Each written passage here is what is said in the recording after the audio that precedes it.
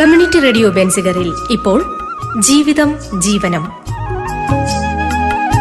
തയ്യാറാക്കി അവതരിപ്പിക്കുന്നത് doctor D Shine Kumar, ജില്ലാ മൃഗസംരക്ഷണ ഓഫീസർ, കൊല്ലം. സാങ്കേതിക സഹായം ശിവപ്രിയൻ. നമസ്കാരം പ്രിയ ശ്രോതാക്കളെ, ജീവിതം ജീവനം പരിപാടിയുടെ പുതിയ ഒരു എപ്പിസോഡിലേക്ക് കടക്കുകയാണ്. മൃഗസംരക്ഷണ ക്ഷീരവികസന മേഖലയിലെ സംരംഭ സാധ്യതകളെക്കുറിച്ച്, സാംക്രമിക രോഗ നിയന്ത്രണ സംവിധാനങ്ങളെക്കുറിച്ചും മൃഗ ചികിത്സാ സംവിധാനങ്ങളെക്കുറിച്ചും സബ്സിഡികളെക്കുറിച്ചും സഹായങ്ങളെക്കുറിച്ചുമൊക്കെ മുൻ എപ്പിസോഡുകളിൽ റേഡിയോ ബെൻസിഗർ പ്രക്ഷേപണം ചെയ്തിരുന്നു. വ്യാപകമായ അംഗീകാരമാണ് ഈ പ്രക്ഷേപണ പരമ്പരയ്ക്ക് ഞങ്ങൾക്ക് കിട്ടിയിരിക്കുന്നത്. അതിൽ അതിയായ സന്തോഷമുണ്ട്. ഇതിനെ ഹൃദയങ്ങൾ കൊണ്ടും കാതുകൾ കൊണ്ടും സ്വീകരിച്ച എല്ലാ ശ്രോതാക്കളോടും പ്രത്യേക നന്ദിയുമുണ്ട്. നമുക്കറിയാം, ഇന്ന് കൃഷി നേരിട്ട് വരുമാനം തരുന്നില്ല എന്ന് വിലപിക്കുന്ന ധാരാളം പേരുണ്ട്. എന്നാൽ നേരിട്ട് ഉൽപ്പന്നങ്ങൾ കൊയ്തെടുക്കുകയും അത് വിപണനം ചെയ്യുകയും ചെയ്യുന്നതിനപ്പുറത്തേക്ക് ഓരോ ഉൽപ്പന്നവും മൂല്യവർദ്ധിതമാക്കിയാൽ അതിൻ്റെ ലാഭം വലുതാണ്. അതിന് ഏറ്റവും പ്രത്യക്ഷ ഉദാഹരണമാണ് ക്ഷീരമേഖല. ക്ഷീരമേഖലയിൽ പാലിൽ നിന്നും തൈര്, യോഗർട്ട്, ഗുലാബ് ജാമുൻ, നെയ്യ് തുടങ്ങിയ ഉൽപ്പന്നങ്ങൾ ഉണ്ടാക്കി ലാഭം കൊയ്യുന്ന ധാരാളം വീട്ടമ്മമാരുണ്ട്. എങ്ങനെയാണ് അങ്ങനെ മൂല്യവർദ്ധിത സംരംഭങ്ങൾ ആരംഭിക്കുക? എന്താണ് അതിൽ നിന്നുള്ള വരുമാനം? എങ്ങനെയാണ് അതിൻ്റെ വിപണി? ഇത്തരം കാര്യങ്ങളാണ് ഇന്നത്തെ എപ്പിസോഡ് പരിശോധിക്കുന്നത്. നമ്മോടൊപ്പം ഈ പ്രോഗ്രാമിൽ അതിഥിയായി ചേരുന്നത് ക്ഷീര വികസന വകുപ്പിൻ്റെ ക്വാളിറ്റി കൺട്രോൾ ഓഫീസറും അസിസ്റ്റന്റ് ഡയറക്ടറുമായ പ്രിൻസി ജോണാണ്. സ്വാഗതം ചെയ്യാം പ്രിൻസി ജോണിനെ ജീവിതം ജീവനം പരിപാടിയിലേക്ക്. നമസ്കാരം പ്രിൻസി. നമസ്കാരം സർ. പ്രിൻസി, പാലിൻ്റെ ഒരു വിലയെക്കുറിച്ച് കർഷകർക്ക് എന്നും ഒരു വിലാപമാണുള്ളത്. ഇപ്പോൾ ഗവൺമെൻറ് ഓരോ കാലഘട്ടത്തിലും ഓരോ ഘട്ടങ്ങളിലും പ്രതിസന്ധി ഘട്ടത്തിലും ഒക്കെ തന്നെ പാലിൻ്റെ വില ഉയർത്തിക്കൊണ്ടുവരുന്നുണ്ട്. പ്രത്യേകിച്ചും വേനൽക്കാല ഇൻസെൻറ്റീവ്സ് കൊടുക്കുന്നുണ്ട്. അതോടൊപ്പം തന്നെ കർഷകരുടെ പലിശ പോലും ബാങ്കിലേക്ക് അടയ്ക്കുന്ന സ്കീമുകൾ ഉൾപ്പെടെ വരുന്നുണ്ട്. എങ്കിലും പാലിന് വിലയില്ല എന്ന് കർഷകർ എന്നും വിലപിക്കുന്നുണ്ട്. യഥാർത്ഥത്തിൽ ഈ പാൽ വില ന്യായീകരിക്കാവുന്നതാണ്? കേരളത്തെ സംബന്ധിച്ച് നോക്കുകയാണെങ്കിൽ പാലിന്റെ ഉൽപാദന ചെലവ് വളരെ കൂടുതലായതുകൊണ്ടാണ് പാലിന്റെ വില താരതമ്യേന അവർക്ക് ലാഭകരമല്ലാത്തതായി തോന്നുന്നത്. പ്രത്യേകിച്ചും പ്രാദേശിക വിൽപ്പന നടത്തിയാൽ ഒരു 56-60 രൂപ വരെയൊക്കെ ലഭിക്കുമെങ്കിലും സംഘങ്ങളിൽ പാൽ കൊടുക്കുമ്പോൾ കുറച്ചും കൂടെ കുറഞ്ഞ അവരുടെ പാലിന്റെ ഗുണനിലവാരത്തിനനുസരിച്ചാണ് പാൽ വില ലഭിക്കുന്നത്. ഇപ്പോഴത്തെ ഒരു ചെലവ് വെച്ച് നോക്കുകയാണെങ്കിൽ കുറച്ചുകൂടി മെച്ചപ്പെട്ട രീതിയിൽ പാൽ വില ലഭിക്കേണ്ടിയിരിക്കുന്നു എന്ന് തന്നെ പറയാം. പലപ്പോഴും ഈ സംഘടിതമായി കർഷകർ ഒരു ആപ്കോസ് അല്ലെങ്കിൽ ക്ഷീര സംഘവുമായി ബന്ധപ്പെട്ട് അവിടേക്ക് പാലൊഴിക്കുന്നു, അവിടെ നിന്ന് കൃത്യമായ വില അവർക്ക് കിട്ടുന്നു എന്നതിനപ്പുറത്തേക്ക് പ്രാദേശിക വിപണനം പല കർഷകരും ഇഷ്ടപ്പെടുന്നുണ്ട്. അതായത് വീട്ടിൽ വെച്ച് തന്നെ കുപ്പിയിൽ പാൽ നിറച്ച് വിറ്റാൽ കുറച്ചുകൂടി 5-10 രൂപ കൂടി അധികം കിട്ടാനുള്ള സാധ്യത ഉണ്ട് എന്നവർ കണക്കിലെടുക്കുന്നു. എങ്കിലും വ്യവസ്ഥാപിതമായൊരു സംവിധാനത്തോട് അവർ പലപ്പോഴും ചേർന്ന് നിൽക്കുന്നതാണ് കാണുന്നത്. ഇപ്പോൾ ഉദാഹരണമായിട്ട് ഒരു കർഷകൻ്റെ കയ്യിൽ 10 ലിറ്റർ പാലുണ്ടെങ്കിൽ അയാൾ അതിലൊരു 8 ലിറ്ററും സംഘത്തിൽ അളക്കുകയും ബാക്കി 2 ലിറ്റർ പ്രാദേശിക വിപണനം നടത്തുകയും ചെയ്യുന്നു. അപ്പോൾ അത് അവരുടെ ഒരു ജീവനോപാധിയിൽ ഒരു സംരക്ഷണത്തിന് വേണ്ടി അവർ ചെയ്യുന്നതല്ലേ? അങ്ങനെ കണ്ടുകൂടെ? തീർച്ചയായിട്ടും. അതായത് അവരുൽപ്പാദിപ്പിക്കുന്ന മുഴുവൻ പാലും പ്രാദേശിക വിൽപ്പന നടത്തുക എന്നുള്ളത് എല്ലാ കർഷകരെ സംബന്ധിച്ചും ശ്രമകരമായ ഒന്നാണ്. വലിയൊരു സംഘടിതമായ ശക്തി തന്നെയാണ്, അല്ലെങ്കിൽ മേഖല തന്നെയാണ് സഹകരണ മേഖല. അതും നിലനിൽക്കേണ്ടതുണ്ട്. അതോടൊപ്പം അവർക്ക് മറ്റ് ആനുകൂല്യങ്ങൾ അവിടെ നിന്ന് ലഭിക്കുന്നുമുണ്ട്. പാൽവില അല്ലാതെ മറ്റ് ആനുകൂല്യങ്ങളും ഇതിൽ നിന്ന് ലഭിക്കുന്നുണ്ട്. ഇപ്പോൾ ക്ഷീരകർഷക ക്ഷേമ പെൻഷൻ, അതോടൊപ്പം തന്നെ ക്ഷീരകർഷകരുടെ മക്കൾക്ക് സ്കോളർഷിപ്പ്, അതോടൊപ്പം തന്നെ ഏതെങ്കിലും അത്യാഹിതങ്ങൾ സംഭവിച്ചു പോയാൽ അവർക്ക് ഒറ്റത്തവണ തുക നൽകൽ, അങ്ങനെയൊക്കെയുള്ള വലിയ സ്കീമുകൾ ക്ഷീരമേഖലയുമായി ബന്ധപ്പെട്ടില്ലേ? തീർച്ചയായിട്ടും. ഇപ്പോൾ ഈ ഇടയ്ക്ക് ആരംഭിച്ച ഒരു സ്കീമാണ് ക്ഷീര സാന്ത്വനം എന്ന് പറയുന്നത്. അത് വലിയ രീതിയിലുള്ള ഒരു ക്യാഷ്ലെസ് ട്രീറ്റ്മെന്റ് ഉൾപ്പെടെ അപകട മരണത്തിന്, കുടുംബത്തിന് ധനസഹായം, അങ്ങനെ വലിയൊരു പദ്ധതിയാണ് അത് വിഭാവനം ചെയ്തിരിക്കുന്നത്. അങ്ങനെ അനേകം പദ്ധതികൾ ക്ഷീരവികസന വകുപ്പ് നടപ്പിലാക്കുന്നുണ്ട്. മത്സ്യത്തൊഴിലാളി മേഖലയിൽ കർഷകർ ധാരാളമുള്ള ഒരു ജില്ലയാണ് കൊല്ലം ജില്ല. അപ്പോൾ അങ്ങനെ അവരെ സഹായിക്കാൻ വേണ്ടി, അവരുടെ ഉന്നമനത്തിന് വേണ്ടി ക്ഷീരമേഖലയെ കൂടി അതിൽ ഉൾപ്പെടുത്തി. പലപ്പോഴും കടലിൽ മീൻ ലഭിക്കാതെ വരുമ്പോൾ അല്ലെങ്കിൽ ട്രോൾ ബാൻ വരുമ്പോൾ ഒക്കെ തന്നെ അവർ ധാരാളം പ്രയാസങ്ങൾ അനുഭവിക്കുന്നുണ്ട്. അപ്പോൾ അവരെ സഹായിക്കാൻ വേണ്ടി ക്ഷീരതീരം എന്ന് പറഞ്ഞൊരു പദ്ധതിക്ക് രൂപം നൽകി. എന്താണ് അതിൻ്റെ ഒരു ഘടന? ക്ഷീരതീരം പദ്ധതി എന്ന് വെച്ചാൽ കയർ അല്ലെങ്കിൽ കോസ്റ്റൽ മേഖലയിലെ കർഷകർക്ക്, അതായത് ആ മേഖലയിൽ പ്രവർത്തിക്കുന്നവർക്ക് ഒരു പശുവിനെ കൂടെ സബ്സിഡി നൽകിക്കൊണ്ട് അവരെ ഈ മേഖലയിലേക്ക് കൊണ്ടുവരുന്ന ഒരു പദ്ധതിയാണ് ക്ഷീരതീരം എന്ന് പറഞ്ഞാൽ. ആ മേഖലകൾക്ക് വേണ്ടി എക്സ്ക്ലൂസീവായിട്ട് ചെയ്യുന്ന ഒരു പദ്ധതിയാണ്. ഇത്തരം പദ്ധതികൾക്ക് നേരത്തെ സൂചിപ്പിച്ചതുപോലെ ക്ഷീരസാന്ത്വനം, അതോടൊപ്പം തന്നെ ക്ഷീരകർഷക ക്ഷേമനിധി ബോർഡ്, അതോടൊപ്പം തന്നെ ക്ഷീരതീരം, തീരമേഖലയെ സംരക്ഷിക്കുവാൻ വേണ്ടിയുള്ള ക്ഷീരതീരം, ഇത്തരം പദ്ധതികൾക്കൊക്കെ വേണ്ടി അവർ ആർക്കാണ് അപേക്ഷ നൽകേണ്ടത്? ഈ കർഷകർ താമസിക്കുന്ന ഏത് ബ്ലോക്ക് പഞ്ചായത്താണോ ഉൾപ്പെടുന്നത് ആ ബ്ലോക്ക് പഞ്ചായത്തിലേക്കാണ്, അവിടുത്തെ ക്ഷീരവികസന യൂണിറ്റിലാണ് ഇവർ ധനസഹായത്തിന് വേണ്ടി അപേക്ഷിക്കേണ്ടത്. ഇപ്പോൾ പാലിൻ്റെ കാര്യം തന്നെ നമ്മൾ എടുത്താൽ പാലിൽ ഒരുപക്ഷെ ചിലപ്പോൾ 40 രൂപ മുതൽ 45 രൂപ വരെ, അല്ലെങ്കിൽ 36 രൂപ മുതൽ 45 രൂപ വരെ പാലിൻ്റെ കൊഴുപ്പനുസരിച്ചും കൊഴുപ്പിതര ഖര പദാർത്ഥങ്ങളുടെ ഘടന അനുസരിച്ചും വില നൽകുന്നുണ്ട്. അപ്പോൾ അങ്ങനെ നോക്കിയാൽ അതിനേക്കാൾ ലാഭം നൽകുന്ന ഒന്നാണ് പാലിൽ നിന്ന് മൂല്യവർദ്ധിത ഉൽപ്പന്നങ്ങൾ ഉണ്ടാക്കുക എന്നുള്ളത്. അപ്പം അങ്ങനെ നോക്കുമ്പോൾ എപ്പോഴും എവിടെയും ഡിമാൻഡുള്ള ഒരു ഉൽപ്പന്നമാണ് തൈര്. വീട്ടിൽ തന്നെ നല്ല തൈരുണ്ടാക്കി നല്ല രീതിയിൽ പാക്ക് ചെയ്ത് വിപണനം ചെയ്താൽ വലിയ രീതിയിലുള്ള ലാഭം കിട്ടുന്ന ഒരു ബിസിനസ്സാണ്. എങ്ങനെയാണ് നല്ല തൈരുണ്ടാക്കുക? അതായത് നമ്മൾ സാധാരണ എല്ലാ വീട്ടമ്മമാർക്കും അറിയുന്നത് പോലെ തന്നെ പാല് തിളപ്പിക്കുക. പാല് നന്നായി തിളപ്പിച്ചതിന് ശേഷം ഒരു 40 ഡിഗ്രി സെന്റിഗ്രേഡിലേക്ക് അത് തണുപ്പിക്കുക. തണുപ്പിച്ചതിന് ശേഷം ഏറ്റവും പ്രത്യേകമായി ശ്രദ്ധിക്കുക എന്ന് പറയുന്നത് നല്ല ഒരു കൾച്ചർ, അതായത് അധികം പുളിപ്പില്ലാത്ത കൾച്ചർ. നമ്മൾ ചിലപ്പോൾ 1 ലിറ്റർ പാലിലേക്ക് 1 ടേബിൾ സ്പൂൺ കൾച്ചർ മതിയാകും. അതായത് നമ്മൾ സാധാരണ നാട്ടുഭാഷയിൽ പറഞ്ഞാൽ ഒറയെന്ന് പറയും. അത് 1 ടേബിൾ സ്പൂൺ ഇടുക, ഇളക്കി അത് ഒട്ടും ഡിസ്റ്റർബ് ചെയ്യാതെ സെറ്റിലാകാൻ വെക്കുക. 6 മുതൽ 8 മണിക്കൂർ വരെ. ശേഷം അത് കറക്റ്റ് സെറ്റ് കേടായതിനു ശേഷം നമുക്ക് അധികം പുളിയില്ലാത്ത തൈരാണ് നമുക്ക് വേണ്ടതെങ്കിൽ അത് ഫ്രിഡ്ജിനകത്ത് സൂക്ഷിക്കാം, അല്ലെങ്കിൽ തണുപ്പിച്ച് സൂക്ഷിക്കാവുന്നതാണ്. ശരിക്കും പറഞ്ഞാൽ 1 ലിറ്റർ പാലിന് നമ്മൾ 54 മുതൽ 56 രൂപ വരെയാണ് വിപണിയിൽ അതിന് നമ്മൾ കൊടുക്കേണ്ടുന്ന വിലയെങ്കിൽ 1 ലിറ്റർ നല്ല തൈരിന് ഏകദേശം 70 മുതൽ 80 രൂപ വരെ കൊടുക്കേണ്ട ഒരു സാഹചര്യം ഇന്നുണ്ട്. അതായത് അതേ പാൽ നമുക്ക് ചിലവാകുന്നത് 1 സ്പൂൺ കൾച്ചറിൻ്റെ കാര്യം മാത്രമേ ഉള്ളൂ. ആ ഒരു വ്യത്യാസം വലിയ രീതിയിലുണ്ട്.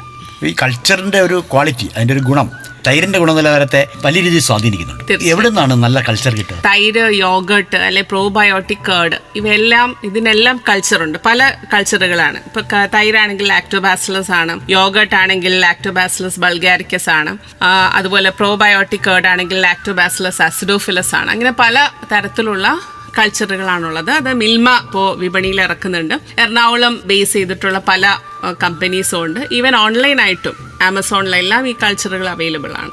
അത് ഒരു വീട്ടമ്മയ്ക്ക് ഇതൊക്കെ വാങ്ങിച്ച് കൃത്യമായി ചെയ്യാവുന്നതാണോ? തീർച്ചയായിട്ടും. അതായത് ഇപ്പം നമ്മൾ ഓൺലൈനായിട്ട് ഒരു കൾച്ചർ ആഡ് ചെയ്താൽ ഡ്രൈഡ് കൾച്ചറാണ് നമുക്ക് വരുന്നത്. ഇപ്പോൾ 1 സ്പൂൺ പൊടിയായിട്ടാണ് അത് കിട്ടുന്നത്. നമ്മുടെ ഈസ്റ്റ് ഒക്കെ തന്നെയല്ലേ, ഈസ്റ്റ് നമ്മൾ മാവിനകത്ത് ഇടുന്ന അതേ ഒരു ലാഘവത്തോടു കൂടി തന്നെ നമുക്കത് ചെയ്യാൻ പറ്റും. 1 സ്പൂൺ കൾച്ചർ അത് തത്തുല്യമായ വാം വാട്ടർ, അതായത് ഒരു 40 ഡിഗ്രിയിലുള്ള ഒരു വെള്ളമായിട്ട് ആഡ് ചെയ്ത് നന്നായിട്ടൊരു 20 മിനിറ്റ് സെറ്റിൽ ചെയ്യാൻ വെക്കുക. അതായത് ഇത് നന്നായിട്ട് അലിഞ്ഞു ചേരാൻ വെക്കുക, റീഹൈഡ്രേറ്റ് ആവാൻ വെക്കുക. അതിനുശേഷം ഇത് പാലിനൊക്കെ ആഡ് ചെയ്ത് സെറ്റ് ചെയ്ത് ഞാൻ നേരത്തെ പറഞ്ഞ പോലെ പാല് തണുപ്പിച്ചെന്ന് വെച്ചാൽ ഒരുപാട് തണുക്കരുത്, ഒരു 40 ഡിഗ്രി ആകാൻ പാടുള്ളൂ. ഒരു നമ്മൾ കൈവച്ച് തൊട്ടാൽ ചെറു ചൂടെന്ന് പറയും. അതിലേക്ക് ആഡ് ചെയ്ത് ഇളക്കി സെറ്റ് ചെയ്ത് വെച്ചാൽ തീർച്ചയായിട്ടും ഇത് കേർഡായി മാറും. യോഗട്ടിന് ഇതിനേക്കാളും വിലയാണ്. അതുപോലെ തന്നെ പ്രോബയോട്ടിക് കേർഡ്, ഇതൊക്കെ പല വിദേശ കമ്പനികളുടെയും നമ്മൾ വാങ്ങിക്കുന്നുണ്ട്. എല്ലാ സൂപ്പർ മാർക്കറ്റുകളിലും പോയി വലിയ വില കൊടുത്താണ് നമ്മൾ വാങ്ങിക്കുന്നത്. ഗാർഹികമായി അത് ചെയ്താൽ അതിന് വിപണന സാധ്യത ഉണ്ടില്ല. തീർച്ചയായിട്ടും നമ്മൾ എന്ത് നല്ല, നമ്മുടെ കേരളത്തിലെ 3 കോടി ജനങ്ങളില്ലേ, ഈ ജനങ്ങൾക്കെല്ലാം വാങ്ങിക്കുന്നതിനല്ലേ താല്പര്യം. ഏറ്റവും കൂടുതൽ സൂപ്പർ മാർക്കറ്റുകളിൽ അതിലേക്ക് സാധനങ്ങൾ ചിലവാകുന്നതും തിരക്കും എല്ലാം നമ്മുടെ നാട്ടിൽ തന്നെ ഉണ്ട്. അപ്പോൾ നല്ല സാധനങ്ങൾ എവിടെയാണെന്ന് പോയി വാങ്ങിക്കുന്ന ഒരു കൾച്ചർ നമുക്കുണ്ട്. തീർച്ചയായിട്ടും അതിനും വിപണന സാധ്യതകളുണ്ട്. അപ്പോൾ അതിന് ആ തരത്തിലുള്ള നല്ലതാണെങ്കിൽ നല്ല വില നൽകുവാനും ആളുകൾ തയ്യാറാണ്. തീർച്ചയായിട്ടും കുടുംബശ്രീയൊക്കെ അതിന് നമുക്ക് ഉപയോഗിക്കുകയും ചെയ്യാം. പ്രത്യേകിച്ച് ഈ തൈരൊക്കെ തന്നെ എനിക്ക് തോന്നുന്നു കാറ്ററിംഗ് സർവീസ് രംഗത്ത് അവർ കല്യാണങ്ങൾക്ക് വാങ്ങിക്കുന്നുണ്ട്. ഒരുപാട് ഫംഗ്ഷൻസ് ഇപ്പോൾ നമ്മുടെ നാട്ടിലുണ്ടല്ലോ. അപ്പോൾ അതിനൊക്കെ ഉപയോഗപ്പെടുത്താം. വടക്കേന്ത്യയിലൊക്കെ മറ്റേ പ്രിയമായിട്ടുള്ള പനീർ ഇപ്പോൾ കേരളത്തിൽ വളരെ സുലഭമാണ്. തീർച്ചയായിട്ടും ധാരാളം ആളുകൾ അത് ഉപയോഗിക്കുന്നുണ്ട്. പാലിറച്ചി എന്നാണ് പനീറിന് അറിയപ്പെടുന്നത്. ആ പനീർ ഉൽപ്പാദിപ്പിച്ച് വിപണനം നടത്തുന്നതിന് വലിയ സാധ്യതയുണ്ടോ? വളരെ വളർന്നുകൊണ്ടിരിക്കുന്ന ഒരു മേഖലയാണ് പനീർ എന്ന് പറഞ്ഞാൽ. പണ്ട് നമ്മൾ പനീർ ഉപയോഗിക്കുന്നത് വളരെ കുറവായിരുന്നു. എന്നാൽ ഇപ്പോൾ എല്ലാവരും പനീർ ഉപയോഗിക്കാൻ തുടങ്ങിയിട്ടുണ്ട്. പ്രത്യേകിച്ച് വീഗൻ കൾച്ചറും വെജിറ്റേറിയനും ഒക്കെ വരുന്ന ഒരു സാഹചര്യത്തിൽ എല്ലാ കറികൾക്കും പനീർ ഉപയോഗിക്കാം. പനീർ വെച്ച് കട്ട്ലറ്റ്സ് ഉണ്ടാക്കാം. അതായത് നമ്മൾ വെജിറ്റബിൾ കട്ട്ലറ്റ്സ് ഉണ്ടാക്കുന്ന അതേ മാതൃകയിൽ പനീർ വെച്ച് കട്ട്ലറ്റ്സ് ഉണ്ടാക്കാം. അതുപോലെ പനീർ വെച്ച് അച്ചാറുകൾ ഉണ്ടാക്കാം. പിന്നെ പനീർ കറികൾ ഉപയോഗിക്കാം. അങ്ങനെ ധാരാളം പനീർ വിഭവങ്ങളുണ്ട്. ഈ പനീർ എന്ന് പറയുന്നതും 1 ലിറ്റർ പാലിൽ നിന്ന് നമുക്ക് ഒരു 130 മുതൽ 150 ഗ്രാം വരെയാണ് പനീർ ലഭിക്കുന്നത്. അതും പാല് പക്ഷെ തിളപ്പിക്കേണ്ട. പാല് ചൂടാക്കി ഒരു 90 ഡിഗ്രി സെൽഷ്യസ് വരെ ചൂടാക്കി, അതായത് ആവി പറക്കുന്ന ഒരു പരുവമാണ്. അതിനെ പിന്നെ 70 ഡിഗ്രി സെൽഷ്യസിലേക്ക് തണുപ്പിക്കുക. ചെറുതായിട്ട് തണുപ്പിച്ചാൽ മതി. അതിലേക്ക് നമുക്ക് സാധാരണയായി വീട്ടിൽ ചെയ്യാൻ പറ്റുന്നതെന്ന് പറയുന്നത് ഒരു നാരങ്ങ, ഒരു ലിറ്റർ പാലിന് ഒരു നാരങ്ങ പിഴിഞ്ഞെടുക്കുക, അത് അരിക്കുക. അരിച്ചതിന് ശേഷം ഒരു 1/2 കപ്പ് വെള്ളവും കൂടെ ചേർത്ത്, അല്ലെങ്കിൽ ഒരു 3-4 ടേബിൾ സ്പൂൺ വെള്ളത്തിനകത്ത് ഈ നീര് അലിയിപ്പിച്ചിട്ട് സാവധാനത്തിൽ ഈ 70 ഡിഗ്രി ചൂടുള്ള പാലിലേക്ക് സാവധാനത്തിൽ ഒഴിച്ചു കൊടുക്കുക. പക്ഷേ ഒഴിക്കുന്നതും സാവധാനത്തിലായിരിക്കണം. അതുപോലെ തന്നെ നമ്മളൊരു വുഡൻ സ്പൂൺ വെച്ചിട്ട് വളരെ പതുക്കെ ഇളക്കുന്നതിലാണ് ഇതിന്റെ കൊയാഗുലേഷൻ ഇരിക്കുന്നത്. അതെ, സ്പീഡിൽ ഇളക്കി കഴിഞ്ഞാൽ തരിതരിയായി പോകും. വളരെ പതുക്കെ ഇളക്കി കഴിഞ്ഞാൽ വളരെ നല്ല കട്ടിയുള്ള ഒരു കൊയാഗുലേഷൻ വരും. അത് നമുക്ക് ഒരു മസ്ലിൻ ക്ലോത്തിൽ അരിച്ചെടുത്തിട്ട് നല്ല കെട്ടി വെക്കുക. അതിന്റെ മുകളിൽ നല്ലൊരു വെയിറ്റ് വെക്കുക. അമ്മിക്കല്ല് പോലെ നല്ല വെയിറ്റ് ഉള്ള ഒരു സാധനം വെച്ച് ഒരു 6 മണിക്കൂറൊക്കെ അങ്ങനെ സെറ്റ് ചെയ്ത് വെച്ച് കഴിഞ്ഞാൽ കറക്റ്റ് നമ്മൾ ആയിട്ട് രീതിയിൽ കട്ട് ചെയ്തെടുക്കുന്ന രീതിയിലുള്ള നല്ല മനോഹരമായ പനീർ നമുക്ക് ലഭിക്കും. അതിന് തന്നെ ഞാൻ പറയട്ടെ, 1 ഗ്രാം പനീറിന്റെ വില 63 പൈസയാണ്. അതായത് 1 ലിറ്റർ പാലിൽ നിന്ന് 140 ഗ്രാം പനീർ ഉൽപ്പാദിപ്പിക്കുന്നു എന്നിരിക്കട്ടെ, അത്രയും കിട്ടും. 130 മുതൽ 150. അപ്പോൾ 1 ലിറ്റർ പാലിന്റെ വില 54 ആണെങ്കിൽ 140 ഗ്രാം പനീറിന്റെ വില ഏകദേശം 88 രൂപയാണ്. നമുക്കൊരു നാരങ്ങയുടെ ചെലവേ വരുന്നുള്ളൂ. അതാണ്, ഒരു നാരങ്ങയും 1 ലിറ്റർ പാലും മതി. അതെ. ഇപ്പോൾ ഈ പ്രിൻസിപ്പൽ ഇങ്ങനെയൊക്കെ പറയുമ്പോൾ ശരിക്കും നമ്മുടെ ശ്രോതാക്കളൊക്കെ വളരെ ശ്രവണമധുരമായി ഇതിനെ കേട്ടുകൊണ്ടിരിക്കുകയാണ്. അപ്പോൾ ഇതൊക്കെ ഒന്ന് പഠിക്കണം എന്നവർക്ക് തോന്നിയാൽ അവർ എവിടെ പോയാണ് പഠിക്കുന്നത്? തീർച്ചയായിട്ടും നമുക്ക് ക്ഷീരവികസന വകുപ്പിന്റെ ക്ഷീര പരിശീലന കേന്ദ്രങ്ങളുണ്ട്. അത് കൊല്ലം ജില്ലയിലാണെങ്കിൽ ഓച്ചിറയിലുണ്ട്.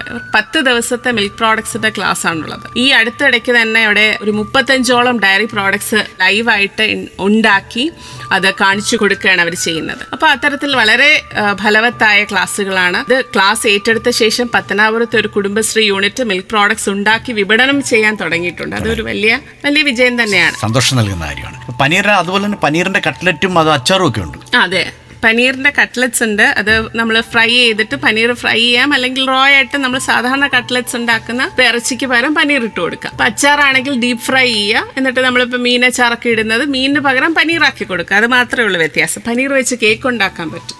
പനീർ തന്നെ ഈ സ്വീറ്റ് ആയിട്ടുള്ള മധുരമുള്ളതുകൊണ്ട് ഉപ്പുള്ളതുണ്ട്. പനീർ നമ്മൾ സാധാരണ ഈ ഇങ്ങനെ ചെയ്യുമ്പോൾ ചെറിയൊരു സോർ ടേസ്റ്റ് ആണ് വരുന്നത്. പിന്നീട് നമ്മൾ അതിന് ഇട്ട് കൊടുക്കുന്ന സോൾട്ടോ ഷുഗറോ ആഡ് ചെയ്യുന്നതിനനുസരിച്ചാണ് വ്യത്യാസം വരുന്നത്. ഏതായിരിക്കും നല്ലത്? കൊല്ലത്തിന്റെ ഒരു സാധ്യത സോൾട്ടഡ് ഇതാണ്, എല്ലാവരും കറികൾക്കാണ് ഉപയോഗിക്കുന്നത്. അപ്പം അതുപോലെ തന്നെ ഈ സിപ്പപ്പ് നല്ലൊരു സാധ്യതയുള്ളതാണ്. അതെ, കാരണം പ്രത്യേകിച്ച് കുട്ടികൾ ഫ്ലാറ്റിലൊക്കെ താമസിക്കുന്നവർക്ക് നല്ല രീതിയിലുള്ള പാല്, ഇപ്പോൾ ഉദാഹരണമായിട്ട് കൃത്രിമമായ കളറുകളൊന്നും ഉപയോഗിക്കാതെ പാല് അല്ലെങ്കിൽ ഏലക്ക അല്ലെങ്കിൽ ബദാം പരിപ്പ് അതൊക്കെ ഇട്ടുകൊണ്ടുള്ള സിപ്പപ്പ് നന്നായി ചെയ്യാൻ കഴിയുന്നു. തീർച്ചയായിട്ടും അതും പാലിനകത്ത് പഞ്ചസാരയും ഫ്ലേവറും ആഡ് ചെയ്തിട്ട് വരുന്ന ഒരു സംഭവം തന്നെ. ബോയിൽഡ് മിൽക്ക്, പാസ്ചറൈസ്ഡ് മിൽക്കാണ്. മിൽക്ക് ബോയിൽ ചെയ്തതിന് ശേഷം ഈ ഫ്ലേവർ ആഡ് ചെയ്യുക. അതൊന്നുമില്ല, ഫ്ലേവർ ആഡ് ചെയ്യുക, പഞ്ചസാര ആഡ് ചെയ്യുക, ജസ്റ്റ് ഫ്രീസ് ചെയ്യാൻ വെക്കുക, എന്നിട്ട് കവറിനകത്താക്കി മെഷീൻ പാക്കിംഗ് ആണ്. അത് വെച്ചിട്ട് സിപ്പപ്പ് വളരെ വലിയൊരു വിപണന സാധ്യത. കാരണം ചെറിയൊരു 5 ml ട്യൂബിനായിരിക്കും നമ്മൾ, അല്ലെങ്കിൽ ഒരു 10 ml ട്യൂബിനായിരിക്കും നമ്മൾ വില കൊടുക്കുക. ചിലപ്പോൾ 5 മുതൽ 10 രൂപ വരെയൊക്കെ വിലയുണ്ട്. തീർച്ചയായിട്ടും. എനിക്ക് തോന്നുന്നു 1 ലിറ്റർ പാലിൽ നിന്ന് തന്നെ എനിക്ക് 30-32 സിപ്പപ്പൊക്കെ ഉണ്ടാക്കി. അതെ. അതുപോലെ തന്നെ ഈ ഫ്ലേവേർഡ് മിൽക്ക് ഇപ്പോൾ കുട്ടികൾ വളരെ താല്പര്യമുണ്ട്. അതായത് ഏലക്കയുടെ ഫ്ലേവറുള്ള മിൽക്ക്, സ്ട്രോബെറിയുടെ ഫ്ലേവറുള്ള മിൽക്ക്, അതൊക്കെ ഉണ്ടാക്കാൻ കഴിയും. തീർച്ചയായിട്ടും. പാലും അതും ഇതുപോലെ തന്നെ സിപ്പപ്പിന്റെ അതേ റെസിപ്പി തന്നെ. പാലിനകത്ത് പഞ്ചസാര ഇടുക, ഏത് ഫ്ലേവറാണ് ഇഷ്ടം. പിസ്തയുണ്ട്, ഗ്രീൻ, സുപ്രീമിലൊക്കെ ചെന്ന് കഴിഞ്ഞാൽ ഫ്ലേവേർഡ് മിൽക്ക് ഇങ്ങനെ ഐസ് ക്യൂബ്സിന്റെ മുകളിൽ ഇങ്ങനെ വെച്ചിരിക്കുന്ന കാണാം. അതെല്ലാം ഫ്ലേവേർഡ് മിൽക്കാണ്. അത് പിള്ളേർക്ക്, അത് പാല് ആയിട്ട് കുടിക്കാത്ത പിള്ളേരുണ്ട്, പാലിന്റെ രുചി ഇഷ്ടപ്പെടാത്ത കുട്ടികളുണ്ട്. അങ്ങനെയുള്ളവർക്ക് ഫ്ലേവേർഡ് മിൽക്ക് ഒരു ഓപ്ഷനാണ്. ബേക്കറിയിലൊക്കെ ഈ ഗുലാബ് ജാമുനൊക്കെ ഇരിക്കുന്ന കാണുമ്പം കുട്ടികളും മുതിർന്നവരും ഒക്കെ വിചാരിക്കുന്നത് ഇതെന്തോ ഒരു ജിലേബി പോലുള്ള മറ്റെന്തോ ഒരു പ്രോഡക്റ്റ് ആണ് എന്നാണ് വിചാരിക്കുന്നത്. യഥാർത്ഥത്തിൽ അതൊരു പാലുൽപ്പന്നമാണെന്ന് പലർക്കും അറിയത്തില്ല. അല്ല, അതുണ്ടാക്കി വിപണനത്തിന് സാധ്യതയുണ്ടോ? ഗുലാബ് ജാമുൻ എന്ന് പറയുന്ന പാല് നമ്മൾ തിളപ്പിച്ച് കട്ടിയാക്കി അതിന്റെ മോയ്സ്ചറൊക്കെ കൂടുതലും വറ്റിച്ച്, അതും ഇതുപോലെ തന്നെ 100 ഗ്രാം പാല് നമ്മൾ വറ്റിച്ച് അതിന്റെ വെള്ളം വറ്റിച്ചെടുത്താൽ ഒരു 130 മുതൽ 150 ഗ്രാം വരെ ഖോവ കിട്ടും. ഖോവ എന്നാണ് അതിന് പറയുന്നത്. അതായത് ഖോവയെ പഞ്ചസാര ചേർത്ത് നമ്മൾ നീഡ് ചെയ്ത് ആ ഷേപ്പിലൊക്കെ എടുക്കുമ്പോഴാണ് പേട എന്ന് പറയുന്നത്. അപ്പൊ പേടയ്ക്ക് മുൻപിലുള്ള ഡെസിക്കേറ്റഡ് ആയിട്ടുള്ള ഈ പാൽ ഇവോപ്പറേറ്റ് ചെയ്ത് കിട്ടുന്ന സംഭവമാണ് ഖോവ എന്ന് പറയുന്നത്. അപ്പൊ അതിനെ നമ്മൾ 1 ലിറ്റർ പാലെടുക്കുന്നു, നമ്മൾ ഇതുപോലെ വറ്റിക്കുന്നു, 140 ഗ്രാം ഖോവ കിട്ടുന്നു. അതിനകത്തേക്ക് ഒരു 12 ഗ്രാം മൈദ ഇട്ട് നന്നായിട്ട് ചപ്പാത്തി കുഴയ്ക്കുന്നത് പോലെ നീഡ് ചെയ്തെടുക്കുക. നീഡ് ചെയ്തെടുത്തതിന് ശേഷം ആ മാവ് നമ്മൾ ജസ്റ്റ് കയ്യിൽ ഉരുട്ടി നോക്കുമ്പോൾ അതിന് ക്രാക്ക് ഒന്നും പാടില്ല. അതായത് അത് വെക്കുമ്പോൾ ചെറിയ വിള്ളലുകളൊന്നും പാടില്ല. നമ്മൾ ജസ്റ്റ് ഒരു ചപ്പാത്തി വെച്ച് ഒന്ന് പരത്തുന്ന പോലെ നോക്കിക്കഴിഞ്ഞാൽ എന്തെങ്കിലും ക്രാക്ക് വന്നതിന്റെ അർത്ഥം ഈ ഖോവ ഒരുപാട് ഹീറ്റായി പോയി, മോയ്സ്ചർ കുറവാണ്. അപ്പോൾ നമ്മൾ വേണമെങ്കിൽ കുറച്ച് ചൂട് പാല് കൂടെ അതിന്റെ കൂടെ ഒഴിക്കാം. നല്ല സോഫ്റ്റ് ആയിട്ട് ഇട്ടിട്ട് ചെറിയ ബോളുകളായിട്ട് ഉരുട്ടി എണ്ണയിൽ ഫ്രൈ ചെയ്തെടുക്കുക. അതിനുശേഷം അതായത് നല്ല ഒരു ബ്രൗൺ കളർ ആകുന്നു അതിന്റെ സർഫസ്. പിന്നെ അതിനെ നമ്മൾ ഷുഗർ സിറപ്പിൽ സോക്ക് ചെയ്തെടുക്കുന്നതാണ് ഗുലാബ് ജാമുൻ. ഇതൊരു നോർത്ത് ഇന്ത്യൻ പ്രോഡക്റ്റ് ആയിരുന്നു, പക്ഷെ ഇപ്പൊ കേരളത്തിൽ സുലഭമായിട്ട് ലഭിക്കുന്നുണ്ട്. ഇതിന്റെ കൂടെയുള്ള സിറപ്പ് എന്ന് പറയുന്നത് ഷുഗർ സിറപ്പ്. അതെങ്ങനെയാണ്? വെള്ളത്തിനകത്ത് നമ്മൾ പഞ്ചസാര ആഡ് ചെയ്തു, വെള്ളം തിളപ്പിക്കുന്നു, ഒരു സിറപ്പ് പരുവത്തിൽ വെള്ളം ചൂടാക്കി മോയ്സ്ചർ വറ്റി ഒരു സിറപ്പ് പരുവത്തിൽ, നമുക്കറിയാം ഒരു നൂൽ പരുവത്തിൽ കിട്ടുന്നതാണ് ഷുഗർ സിറപ്പ്. ഇതൊക്കെയാണെങ്കിലും ഏത് ഉൽപ്പന്നമായാലും നെയ്യിനത്ര പ്രാധാന്യം മറ്റൊന്നിനും വരില്ല. നല്ല നറുനെയ്യ് ഉണ്ടാക്കാൻ കഴിഞ്ഞാൽ അത് വലിയൊരു വിജയമാണ്. പ്രത്യേകിച്ച് ഓട്ടുരുളിയിലൊക്കെ നെയ്യ് ഉണ്ടാക്കി അത് ഒരു കുടിൽ വ്യവസായം പോലെ വിൽക്കുന്ന ധാരാളം സ്ഥലങ്ങളുണ്ട്. നല്ല നെയ്യ് എങ്ങനെ ഉണ്ടാക്കാൻ കഴിയും? നമുക്ക് വീടുകളിൽ നെയ്യ് ഉൽപ്പാദിപ്പിക്കാൻ എന്ന് പറയുന്നത് നമ്മൾ സാധാരണ എൻ്റെ വീട്ടിൽ ചെയ്യുന്ന രീതി എന്നു ഞാൻ പറയാം. അതായത് നമ്മൾ പാല് തിളപ്പിച്ച് കഴിഞ്ഞിട്ട് രാവിലെ കിട്ടുന്ന പാല് നമ്മൾ ആവശ്യത്തിന് ഉപയോഗിച്ച ശേഷം തിളപ്പിച്ചു വെക്കുന്നു. അത് കുറച്ച് കൂടുതൽ പശു ഇല്ല, പണ്ടുണ്ടായിരുന്നു, ഇപ്പൊ ഇല്ല. അതെ, പാല് വാങ്ങിക്കുന്നു. അപ്പൊ നല്ല കട്ടിയുള്ള പാലാണെങ്കിൽ പ്രത്യേകിച്ച് ബഫലോ, ഇത് ഏത് പ്രോഡക്റ്റ് ഉണ്ടാക്കുന്നതിനും ബഫലോ മിൽക്കാണ് ഏറ്റവും നല്ലത്, എരുമപ്പാല്. പക്ഷെ നമ്മുടെ നാട്ടിൽ അത് കിട്ടുന്നില്ല. എന്നാൽ ഹൈ ഫാറ്റ് പാലാണ് എപ്പോഴും നല്ലത്. അത് എടുക്കുന്നു, തിളപ്പിച്ച് വെച്ചിരിക്കുന്ന പാല് വൈകിട്ട് ഫ്രിഡ്ജിനകത്തേക്ക് തണുത്ത് കഴിഞ്ഞിട്ട് ഫ്രിഡ്ജിനകത്തേക്ക് വെച്ച് കഴിഞ്ഞാൽ മുകളിൽ നല്ല കട്ടിക്ക് പാട കിട്ടും. ആ പാട നമ്മൾ കഴിയുന്നത് ഒരു ഗ്ലാസ് ബോട്ടിൽ ഇട്ട് വെക്കാം. അത് ഒരാഴ്ച, അത് ഡിപ്പെൻസ് അപ്പോൺ അതിന്റെ ഫാറ്റ് കണ്ടന്റ് അനുസരിച്ച് ചിലപ്പോൾ ഒരാഴ്ച കൊണ്ട് ആ വലിയൊരു ബോട്ടിൽ നിറയും, അല്ലെങ്കിൽ ചിലപ്പോൾ 2 ആഴ്ച എടുക്കും. ആ കിട്ടുന്ന ക്രീം, ഇതൊരു ക്രീമാണ്. ഇത് നമ്മൾ ഒരു 2 ആഴ്ചയ്ക്ക് ശേഷം ഫ്രിഡ്ജിന്റെ പുറത്തെടുത്തിട്ട് ഒരു സ്പൂൺ തൈര് വെച്ചിട്ട് ഇത് സോറിങ് ചെയ്യാം.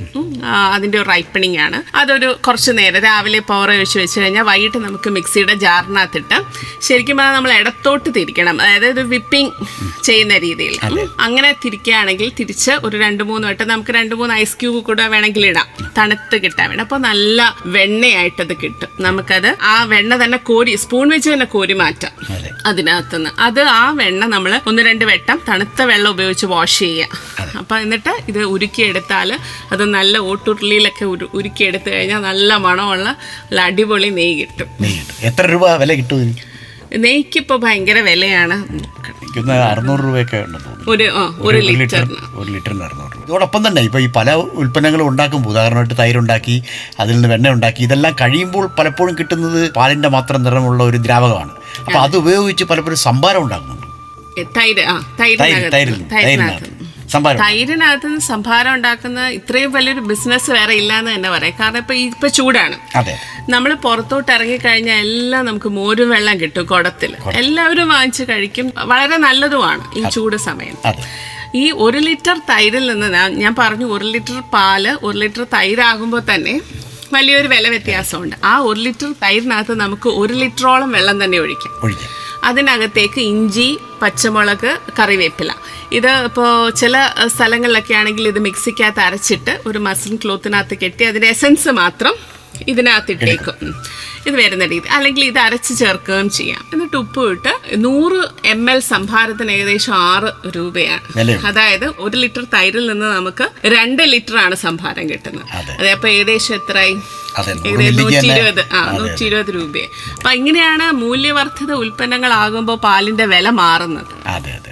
അപ്പോൾ ഇത്തരം കാര്യങ്ങളൊക്കെ ചെയ്യാനായിട്ട് സ്വാഭാവികമായിട്ടും വലിയ മുതൽ മുടക്ക് വേണ്ടി വരുന്നില്ല. എങ്കിൽ പോലും വായ്പാ സംവിധാനങ്ങൾ അല്ലെങ്കിൽ സബ്സിഡി അങ്ങനെ എന്തെങ്കിലും കിട്ടാൻ സാധ്യതയുണ്ടോ? സബ്സിഡി തീർച്ചയായിട്ടും. ഇപ്പോൾ മൈക്രോ എന്റർപ്രൈസുകൾക്കെല്ലാം വ്യവസായ വകുപ്പ് ഒരുപാട് ചെറിയ ചെറിയ എന്റർപ്രൈസ് തുടങ്ങാൻ വേണ്ടിയിട്ട് സഹായങ്ങൾ നൽകുന്നുണ്ട്.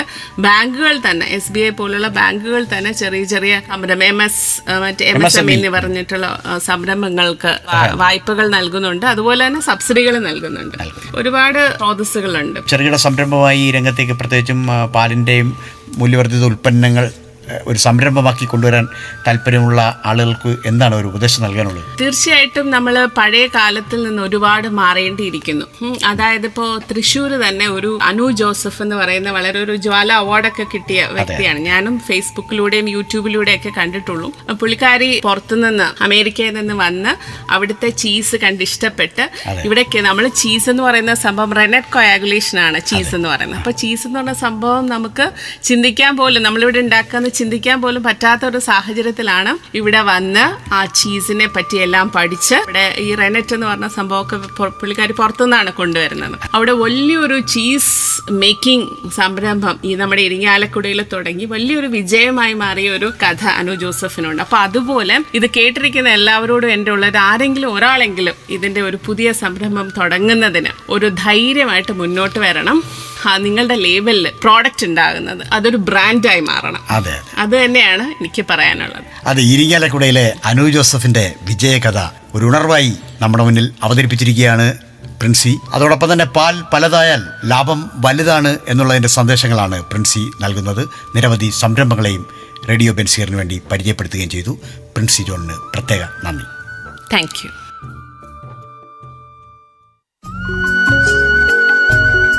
കമ്മ്യൂണിറ്റി റേഡിയോ ബെൻസിഗറിൽ നിങ്ങൾ ഇതുവരെ കേട്ടത് ജീവിതം ജീവനം. തയ്യാറാക്കി അവതരിപ്പിച്ചത് ഡോക്ടർ ഡി ഷൈൻകുമാർ, ജില്ലാ മൃഗസംരക്ഷണ ഓഫീസർ, കൊല്ലം. സാങ്കേതിക സഹായം ശിവപ്രിയൻ.